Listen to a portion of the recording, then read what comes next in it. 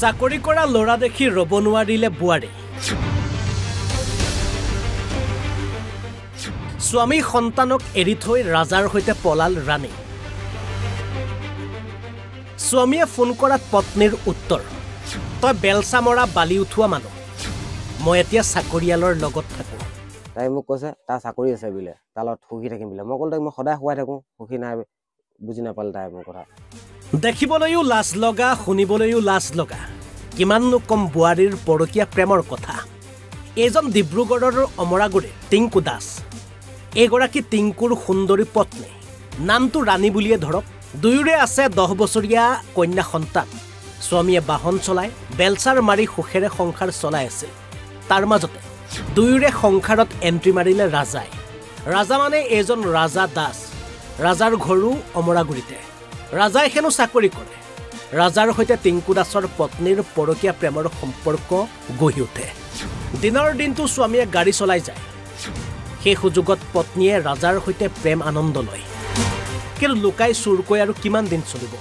সেয়েহে এদিন হঠাৎ ৰাজাৰ সৈতে সুখৰ সংসাৰ গঢ়াৰ সপোন লৈ স্বামী সন্তানক এৰি পলাল পত্নী।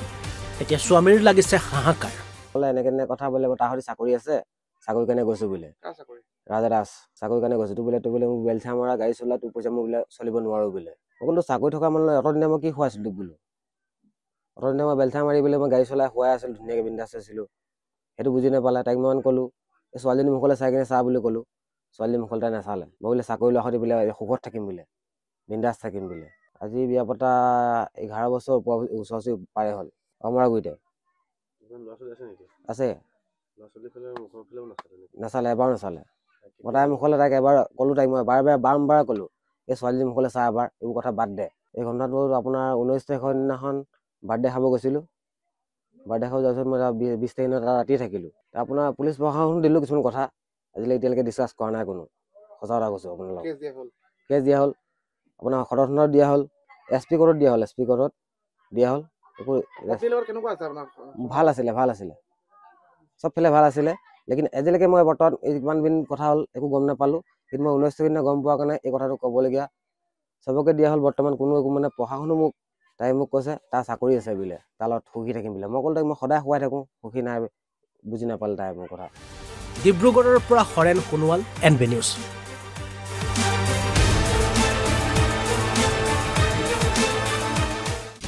চাকৰি কৰা ল'ৰা দেখি ৰ'ব নোৱাৰিলে বোৱাৰী। স্বামী সন্তানক এৰি থৈ ৰাজাৰ সৈতে পলাল ৰাণী। স্বামীয়ে ফোন কৰাত পত্নীৰ উত্তৰ, তই বেলচা মৰা বালি উঠোৱা মানুহ, মই এতিয়া চাকৰিয়ালৰ লগত থাকোঁ। তাই মোক কৈছে তাৰ চাকৰি আছে বোলে, তাৰ লগত সুখী থাকিম বোলে। মই ক'লো তাইক মই সদায় শুৱাই থাকোঁ, সুখী নাই, বুজি নাপালে তাই মোৰ কথা। দেখিবলৈও লাজ লগা, শুনিবলৈও লাজ লগা, কিমাননো কম বোৱাৰীৰ পৰকীয়া প্ৰেমৰ কথা। এইজন ডিব্ৰুগড়ৰ অমৰাগুৰিৰ টিংকু দাস। এইগৰাকী টিংকুৰ সুন্দৰী পত্নী, নামটো ৰাণী বুলিয়ে ধৰক। দুয়োৰে আছে 10 বছৰীয়া কন্যা সন্তান। স্বামীয়ে বাহন চলাই বেলচাৰ মাৰি সুখেৰে সংসাৰ চলাই আছিল। তাৰ মাজতে দুয়োৰে সংসাৰত এণ্ট্ৰি মাৰিলে ৰাজাই। ৰাজা মানে এইজন ৰাজা দাস। ৰাজাৰ ঘৰো অমৰাগুৰিতে। ৰাজাই হেনো চাকৰি কৰে। ৰাজাৰ সৈতে টিংকু দাসৰ পত্নীৰ পৰকীয়া প্ৰেমৰ সম্পৰ্ক গঢ়ি উঠে। দিনৰ দিনটো স্বামীয়ে গাড়ী চলাই যায়। সেই সুযোগত পত্নীয়ে ৰাজাৰ সৈতে প্ৰেম আনন্দ লয়। কিন্তু লুকাই চুৰকৈ আৰু কিমান দিন চলিব। সেয়েহে এদিন হঠাৎ ৰাজাৰ সৈতে সুখৰ সংসাৰ গঢ়াৰ সপোন লৈ স্বামী সন্তানক এৰি পলাল পত্নী। এতিয়া স্বামীৰ লাগিছে হাহাকাৰ। বোলে এনেকে কথা বোলে তাৰ সৈতে চাকৰি আছে, চাকৰি কাৰণে গৈছো বোলে। ৰাজা দাস চাকৰি কাৰণে গৈছো। তোৰ বোলে মোক বেলচা মৰা গাড়ী চলা, তোৰ পইচা মই বোলে চলিব নোৱাৰো বোলে। মই কিন্তু চাকৰি থকা মানুহ অতদিনে মই কি খুৱাইছিলো তোক বোলো।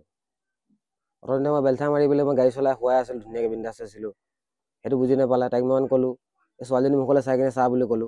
ছোৱালীজনী মুখলৈ তাই নাচালে। মই বোলে চাকৰি লোৱা সৈতে বোলে সুখত থাকিম বোলে, বিন্দাছ থাকিম বোলে। আজি বিয়া পতা 11 বছৰ ওচৰ পাৰে হ'ল। অমৰাগুৰিতে আছে। নাচালে, এবাৰ নাচালে।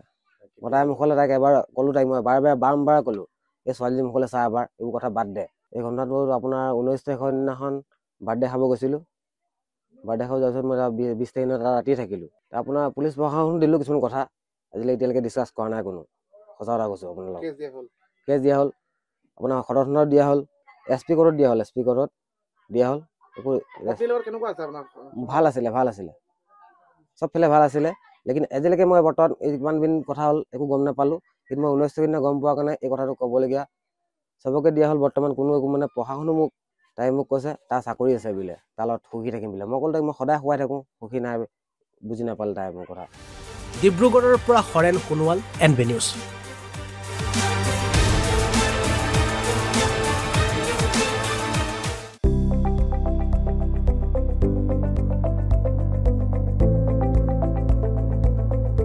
NB নিউজ, সহজ সৰল ভাষাত নৱভাৰতৰ কথা।